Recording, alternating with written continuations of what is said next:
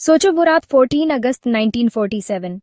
घड़ी में बस कुछ घंटे बाकी थे आजादी के लिए, लेकिन दिलों में सिर्फ खुशी नहीं, बल्कि बेचैनी, आंसू, उम्मीद और एक अनजाना डर भी था। हर गली, हर चौपाल, हर घर में एक सवाल था, कल की सुबह कैसी होगी। ये रात एक सपना भी थी और एक इम्तिहान भी। दिल्ली के चांदनी चौक में रात करीब 10 बजे दुकानों के शटर गिर रहे थे, लेकिन नारे गूंज रहे थे, भारत माता की जय, वंदे मातरम।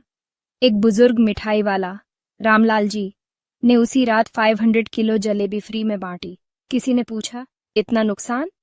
तो उनकी आंखें चमक उठीं। बेटा, आजादी का स्वाद मीठा ही होना चाहिए।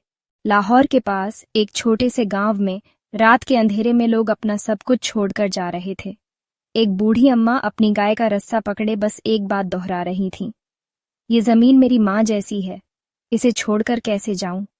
उनकी आंखों में आंसू थे, लेकिन कदम मजबूर थे, क्योंकि बंटवारे की आग ने सबको घर से दूर कर दिया था।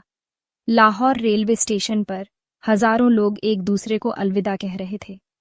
एक जवान ने अपनी मंगेतर का हाथ थामा और कहा, तू जहां भी होगी मैं तुझे ढूंढ लूंगा, सरहदें हमें रोक नहीं सकती।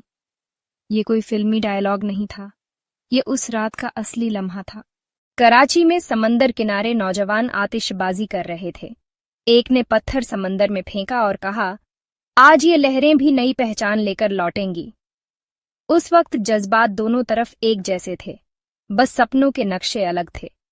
अमृतसर में स्वर्ण मंदिर के पास रात के ठीक 12 बजे लाउड स्पीकर से आवाज आई, आज का दिन सिर्फ जीत का नहीं बल्कि इंसानियत का है। नफरत यहीं छोड़ दो और नए कल में प्यार लेकर चलो। और वहां मौजूद लोग, चाहे हिंदू, सिख या मुसलमान, एक दूसरे को गले लगाने लगे। दिल्ली में ओनेल इंडिया रेडियो पर आधी रात को जवाहरलाल नेहरू का ट्रिस्ट विद डेस्टिनी भाषण हो रहा था। कंट्रोल रूम में बैठे एक टेक्नीशियन की आंखों से आंसू बह निकले। इतिहास की ये घड़ी उसके दिल को छू गई थी। उसकी हल्की सिसकी माइक्रोफोन पर भी रिकॉर्ड हो गई। बाद में वो काट दी गई, लेकिन उस कमरे में मौजूद हर इंसान का गला भर आया था।